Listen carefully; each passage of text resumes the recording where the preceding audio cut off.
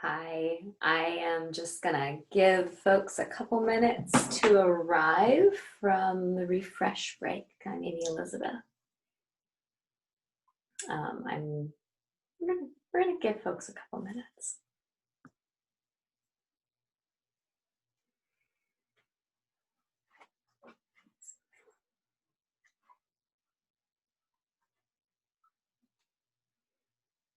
It's a lovely day in Minnesota today.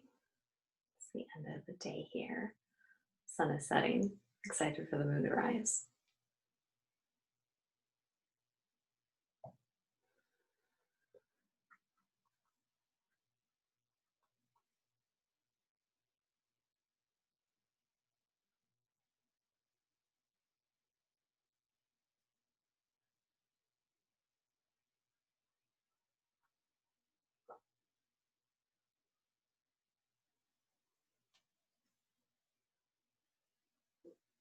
So there is a Q&A feature. Let's start with hello. I'm Amiee Elizabeth. I'm founder of AE Body Alchemy. And I am here this beautiful evening, to talk a little bit about alchemizing trauma. There is a Q&A feature that you will see. You can, by all means, please go ahead and drop your questions in the Q&A. They will be easier for me to see there. And please feel free to use the chat feature to talk amongst yourselves. So with that, it feels like a little centering and grounding is where we're going to start, because we're diving into what it is to shift our trauma and to find empowerment and change in our trauma. We're going to first just do a little breathing and a little centering. So get comfortable where you're seated, or feel free to shift and lie down on the floor. Whatever it takes for your body to be held and comfortable and to feel safe. And then we're just going to take some deep breaths. Go ahead and close your eyes. And breathe in through your nose and out through your mouth. The amazing thing about this is that nobody can hear you. I can't hear you. None of the other participants can hear you. So breathe in and breathe out. You've just maybe been on a little bathroom break between talks. You have gotten yourself a snack, something to drink, let the dog out, maybe done some stretching. And so let's bring it back into your body, as I am maybe gonna push some buttons, because that's what I do. So closing your eyes, inhaling through your nose and exhaling through your mouth. If it helps, bring your shoulders up and roll them back and let them drop. Feel your breath as it moves into your body. Feel yourself soften as you exhale. Feel the chair or the sofa or the floor or wherever you're sitting and how you are held. You're safe. You're in a space that feels good to you. And you are exactly where you need to be in your body. As you breathe, don't judge anything. Just take note of anything that may feel like it's locked up or stiff. Anything that could feel numb or closed off. And with each inhale you take, bring that breath a little deeper into your body. Expand your rib cage. Drop your diaphragm. If you need to sound, please do. Open mouth exhales move 3 times as much energy as a closed mouth or a nostril exhale. And an exhale with sound is going to move even more energy and open up your system more. The more open we are, the more soft we are, the more change we can find and the more truth in ourselves we can find. So we're just going to keep breathing those inhales and those exhales. We're going to be soft. We're going to be held. We're going to be safe. If you need to, stretch your arms up, rotate your wrists, feel your body. This is your safe space. It is your temple and your home.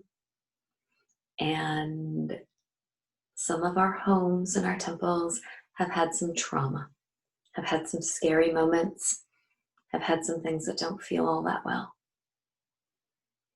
Right now is not one of those times. Right now is a time to breathe and bring yourself in.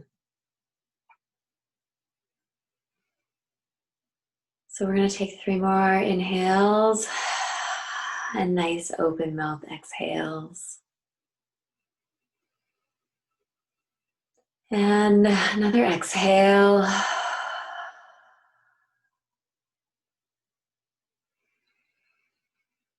And last inhale and the last exhale. And then I just have a question that you can write down or you can just hold space around. The question is, how can you meet yourself with a more open heart, with a softer heart, with more compassion for your truth? Because a soft heart, more love, more compassion allows for more healing and more holding and more curiosity and more exploration.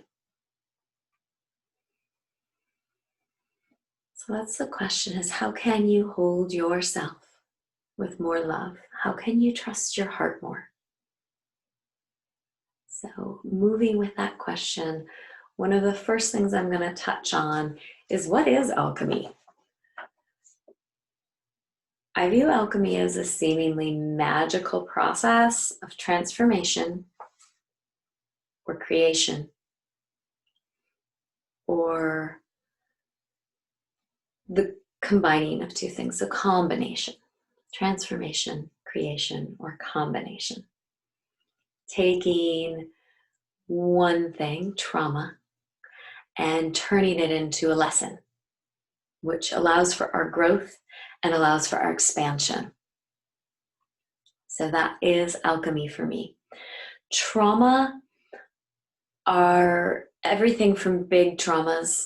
We're in a big, huge collective trauma right now, to small things, anything that can cause our systems to shut down, because all of our systems are different. We're all put together and have a base level of operation differently. What can feel like trauma to one person who is specifically very sensitive is not a big deal to the next person. So what your traumas are yours, and they're specific and they belong to you, and no one can tell you that they're not yours, and no one can tell you that they're not valid. Because if it caused your system to shut down, either your physical body, your emotional body, your energetic body, or your spirit to shut down, it created a mental story in your head about, when I step into the light, someone else is going to step forward and push me back into the shadows. And that's a trauma. When we get pushed back, when we get made to step back and hide who and what we are all here with a very special gift that is ours and ours alone. And the combination of how we are put together is ours. We are magic that cannot ever be replicated. So your experiences are yours. And I want to hold that really carefully and with a lot of awareness that you are you and your experiences are yours. The second piece of this magic around trauma is that we can change it. I've got a little story in, it was late 1944. A soldier was stationed on an island in the South Pacific. He was informed by his commanding officer when he arrived that under no circumstances was he to stop fighting the enemy until his commanding officer came back to let him know that their people were victorious. And so this soldier went forth with this mission, that there would be no surrender other than death, and that he was fighting to defend the honor and survival of his country and his countrymen. That man continued to fight on that island in the South Pacific in the Philippines until 1974. He arrived in 1944. World War II, the Japanese officially surrendered in September of 1945. And while the Japanese government sent planes with flyers and other ways to try to get these soldiers to surrender and recognize that the war was over, the soldier was true to what he was told by his commanding officer, by the person he viewed as in charge, that you are not to surrender until I come back for you to tell you this is over. And in 1974, that commanding officer returned to that island in the Philippines.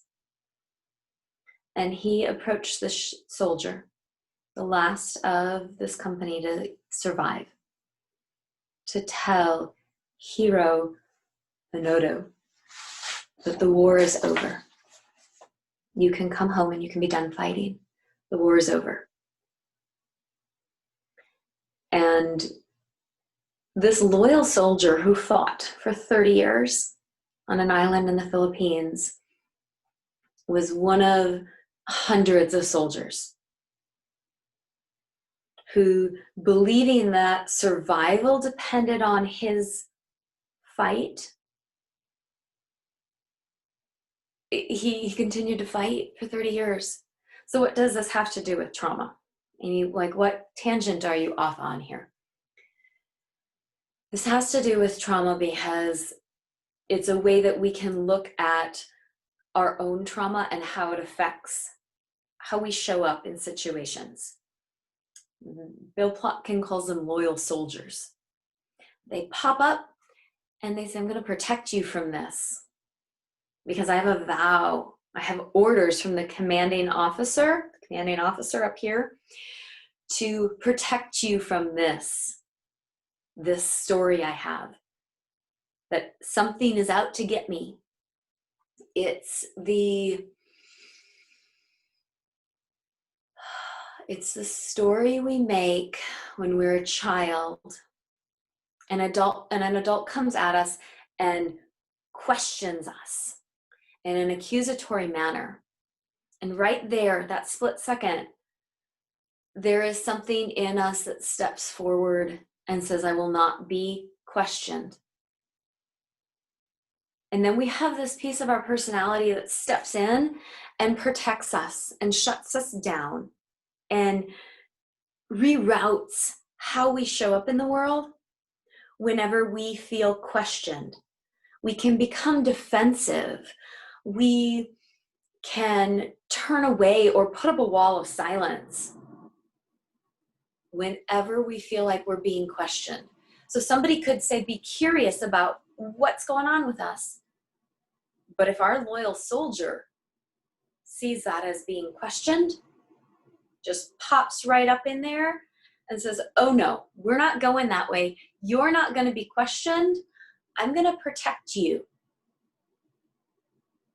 One of the things that the Japanese government did is it went to the islands to collect these men, these loyal soldiers, and brought them back. was to get to know them on their return, get to know what their specialties were, how they worked, what their skills had become, honored them for their survival, for their commitment. And we can do the same with our loyal soldiers. We can honor them for their commitment to us, for their commitment to keeping our soft, tender parts safe. We can get to know them. We can do this through meditation. I call it having tea with your soldier. We can do this through archetypal accessing. We can do this through tantric work. There's so many doors in to how we can access these pieces of our personality that have grown and been nurtured and kept us safe because they don't yet realize that the war is over. And how long can we truthfully not show up fully in ourselves, fully in all of our glory, with all of our vulnerability, and with all of our authenticity? That is what the world needs. The world needs healing, and that healing comes from inside of us,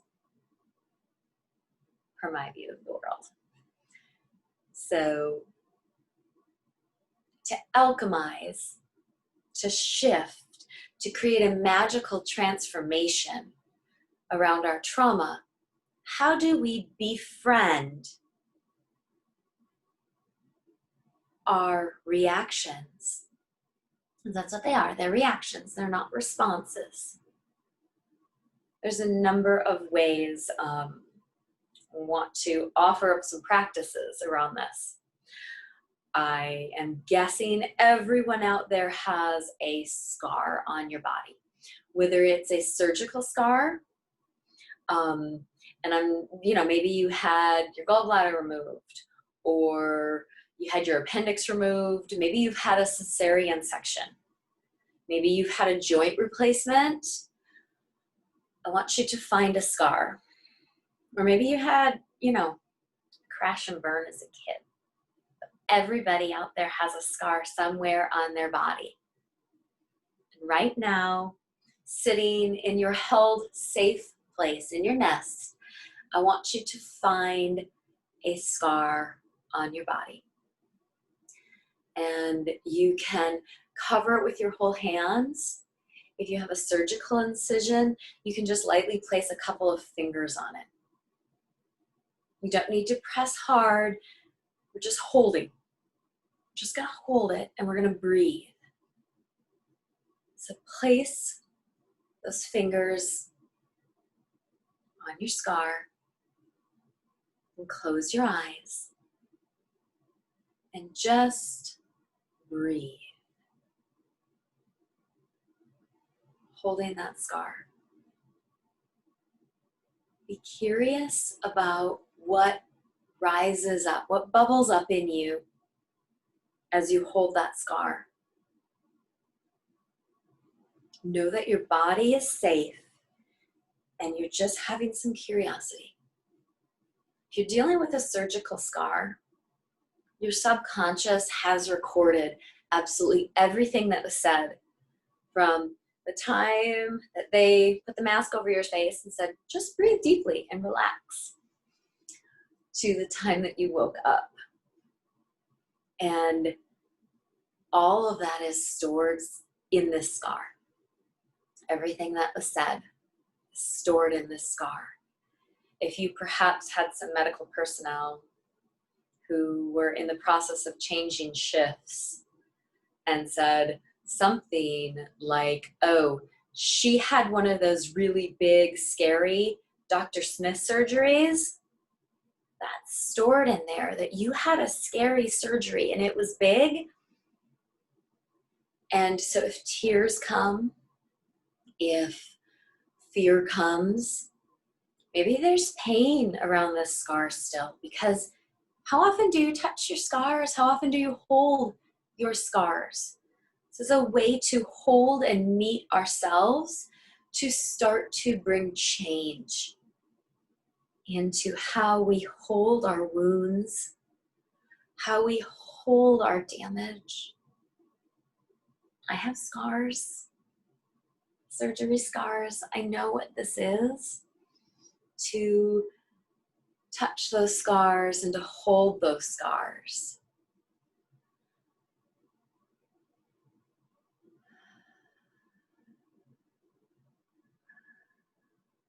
Beautiful. I have a question from Casey.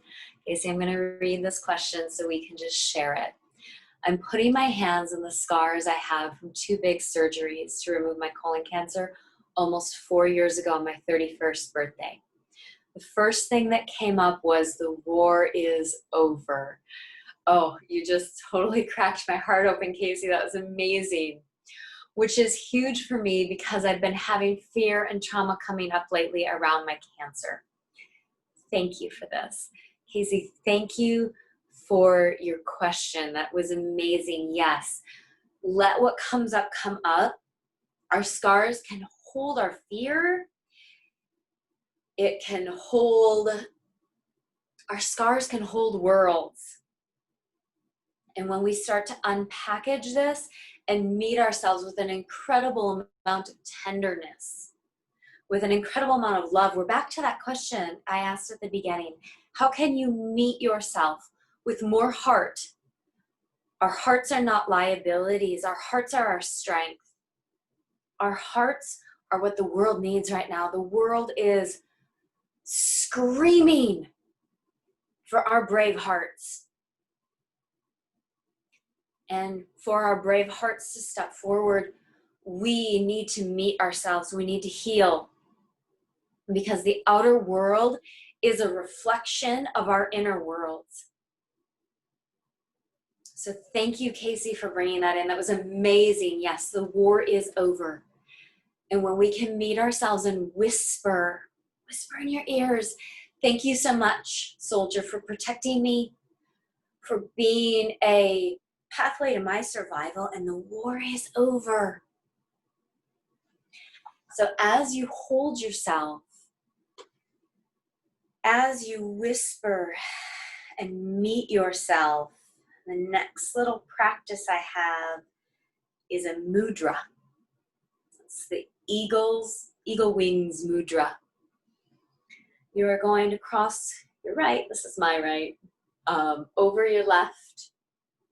You're going to cross your thumbs. See the wings here? These are eagle's wings. I want you to bring these eagle's wings to your heart. For those of us here in North America, my Munakai teacher, they're eagle's wings. We're in the southern hemisphere in South America. These are the wings of a condor. So just keeping these crossed,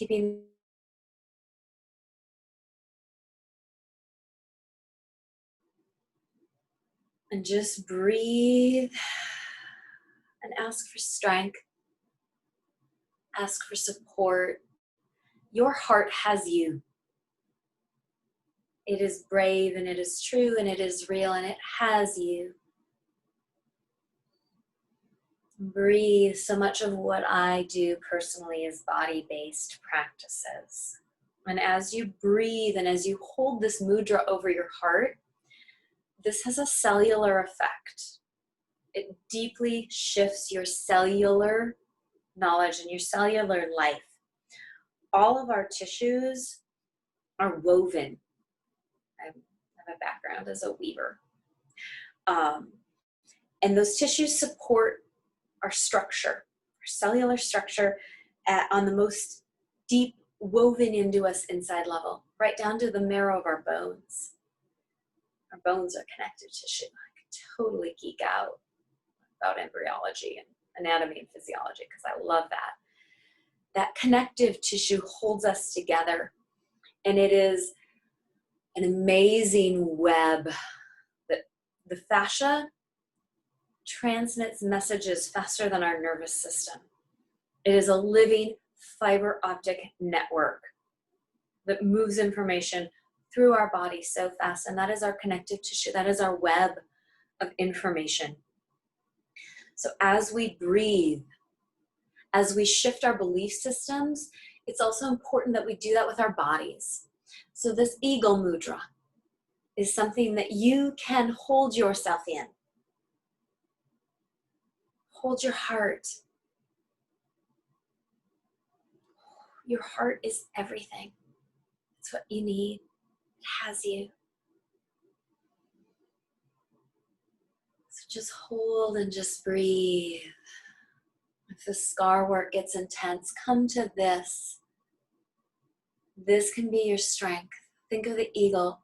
Think of the condor soaring. Their chests open, their wings. This is your eagle. And bring it in. Bring it into your heart. Bring it into your space.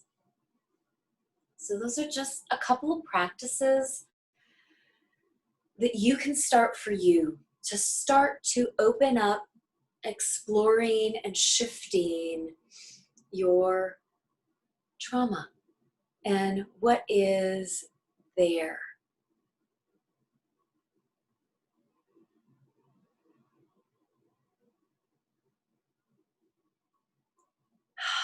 So take a couple deep breaths. That scar practice is something you can go into at any time. Approach yourself with so much tenderness and so much love. You have everything you need inside of you. Sometimes we need guides to help us and to hold us, to bring us to new practices, to bring us to new space, to help us remember our brave hearts, to help us remember and to help us hold all of our vulnerability and all of our authenticity. I just want to say, anybody that has questions, please drop them into the Q&A, because then it'll pop up and let me know. Those loyal soldiers can have struggles adjusting to being civilians again, to being vulnerable and authentic. Honor them and hold them. They have held you since their creation. And they have held you with thinking that I've got your best interests in mind. I'm going to keep you alive. It is time to do more than just survive. It is time to live. We're being called. And the call is so huge. Something I hear a lot is that we get small and we lock ourselves down because we don't want our hearts to break. We don't want to feel the hurt. It feels really important to just bring in a little thread. Like I said, I got a background in weaving. I'm going to bring in this little thread to weave into this today. That being present with a feeling, being present with a sadness, being present with a heartbreak, being present with a joy, the chemical process of that in our bodies, in our heads, the beautiful hormonal symphony, takes a minute to a half to 2 minutes to actually process through our bodies when we are live and in real time with it. When we do things like, how many out there have been driving the car and have gotten bad news, have been hit with a wave of grief and said, I have to put this grief away because I'm driving this car right now and I can't be with my grief, so I'm gonna shove it someplace. I shove things in my pelvis personally. I have referred to it before as the Hall of Mysteries, because I never know what I'm gonna find there, other than the fact that the boxes are all tightly tied up, neatly labeled. I'm a labeler. So we shove things in our bodies when we don't deal with it in real time. When we shove things in our bodies, we create stories around it. Those stories blow things up, make things much, much bigger and scarier than they were if we would have had the space to deal with it in real time, to be with that grief when it hit us, to fully grieve in that moment. And there is nothing wrong, absolutely nothing, with bringing stuff from our past in if we're going to heal it. There's nothing we can do about the future. That is out there, and my crystal ball is broken. If somebody has a crystal ball that works, good for you. My crystal ball is broken. We got to be here, right now. So actually being with a feeling in real time is 90 to 120 seconds, a minute to a half to 2 minutes, to feel that heartbreak, to feel that joy, to feel that anticipation. It's when we start to make stories that we start to create neural pathways and canyons. And there I am. I'm back to my anatomy and physiology.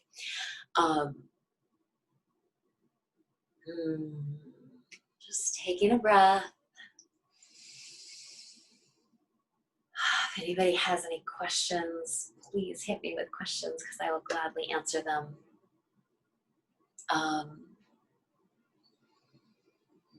Pulling on that thread of our hearts. So many of us want to run from heartbreak. We want to protect ourselves from hurting. And the hurt and the fear and the scary and the bad emotions. I don't believe there's bad emotions. I recognize that we can polarize them. But the things that don't feel good, we want to push those away, and we want to run away from those. That's a piece of where our growth is. You've ever seen that pottery, that the Japanese do, where they fill in the breaks with gold? The volume, what that pottery can hold from its original shape to what happens when you fill in those cracks with gold, there's more volume there. It can hold more. It has more space. It has more room. So when we break, if we can bring in the gold, if we can bring in the soul, if we can bring in our presence, if we can bring in the compassion, if we can bring in the love, if we can bring in our truth, our radiance, our light, our own magic, it creates more volume in our heart. It makes our hearts bigger. And when our hearts are bigger, we have more room. We have more room to love. We have more room to feel. Because our feelings are messengers. They are so important. They're messengers. And when we listen to those messengers, they're like little posts, they're like little signs that say, hey, come over here. I got some information for you if you come this way. And when we can go that way, when we can follow that, it opens us up to following more. Following and unearthing more of our truth, more beauty in the world, more beauty in each of us. The glory of every single soul on this planet right now is so huge. And the healing and the magic and the truth and the authenticity and the vulnerability and the radiance that could be the world that we could create if we heal, if we meet ourselves, if we find a way to meet each other in everything that we are. Like, it just overwhelms me what we could do if every single one of us worked from soul. That is what I want more than anything in the world. is for everybody here, everybody that is on planet, everyone that is coming on planet, to be so fully in their heart, so fully aligned with all of their radiance that we create something that's never been before. That is alchemizing trauma. How do we magically transform the pain of the world that is a reflection of the pain inside of us? That's all. That's all we have to do. It's no big deal. We've got this. I believe in us. I believe in us so fully. I think there are times that I question how fully I believe in us, that we can do this. We can shift everything we need to shift to make this world a better place. When we shift and heal everything inside of us. So let's just take some breaths. In through the nose, out through the mouth. You've got some space to get up and shake out your body a little bit. Do that. Shake out your body a little bit. Feel yourself. We just did some breathing work. Just feel like I talked a lot. We did some holding of your scars. That was a holding of your physical scars. And hidden in our physical body is so much.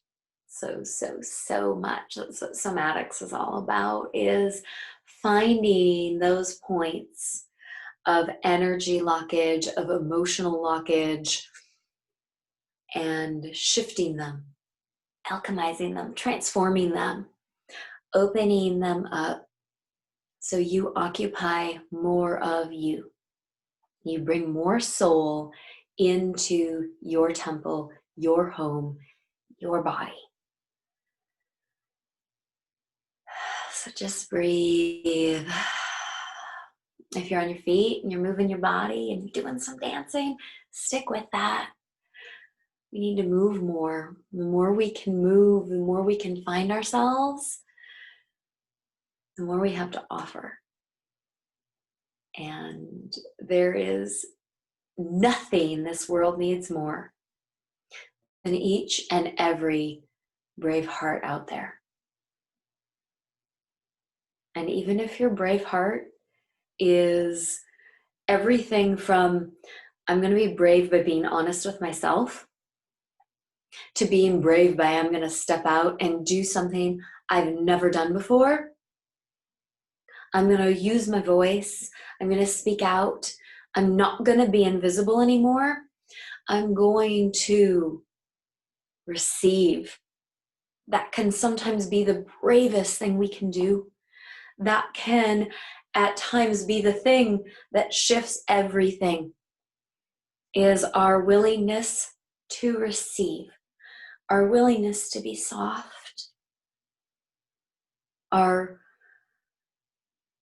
willingness to breathe, our willingness to see others. So how can you bring more softness, bring more love, bring more compassion, bring more holding, bring more healing to yourself? Because when we hold ourselves, we learn that what we are seeking is not outside of ourselves. That we've been walking around with everything we need inside of us. And it doesn't mean we don't need community.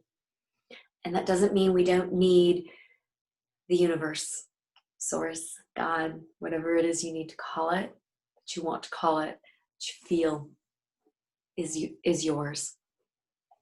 It just means that we can be fully embodied divinity. That our relationship with Source, our relationship with our divinity is ours, and it lives in every cell. It lives in every breath we take. It lives in every single piece of us.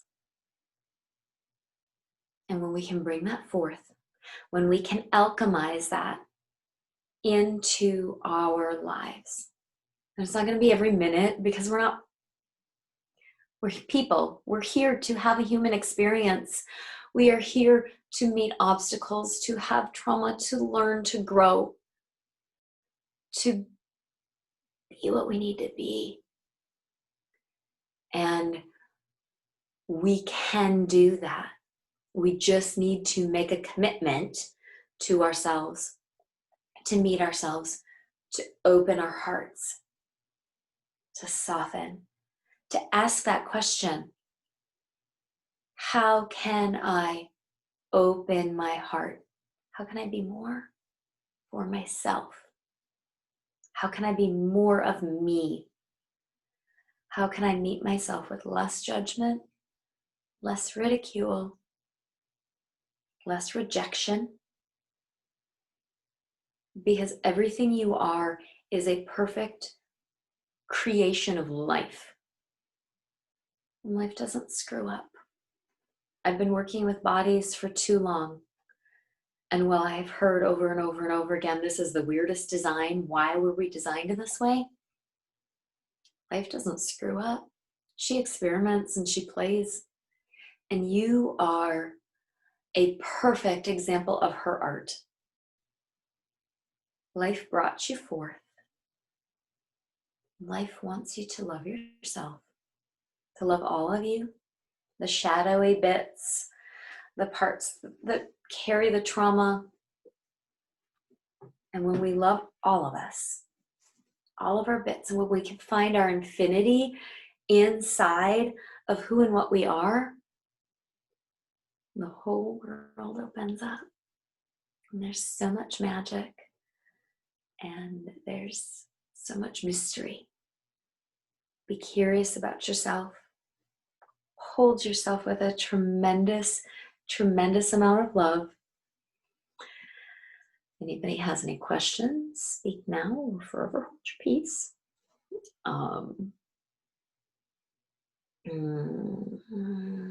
Take some breaths. We're in Virgo season. We're in Virgo season. We have some big energy this weekend, and boy, am I sick of saying 2020's got big energy, but it has big energy. Big energy opens the door for huge alchemical transformations, for huge healing.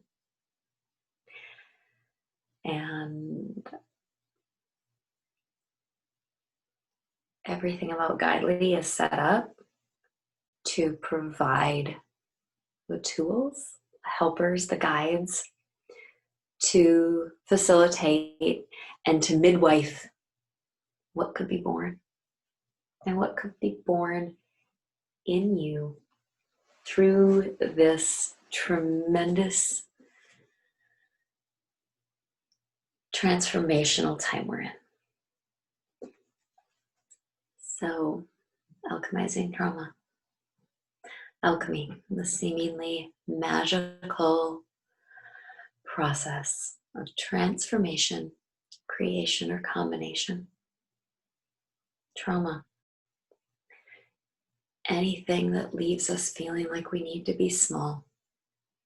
Anything that leaves us feeling like we need to be less than we are. Because we don't need to be less than we are. The world wants you. The world needs you. All your magic. So thank you, everybody, for being here. It was such a joy and an honor to get to share this.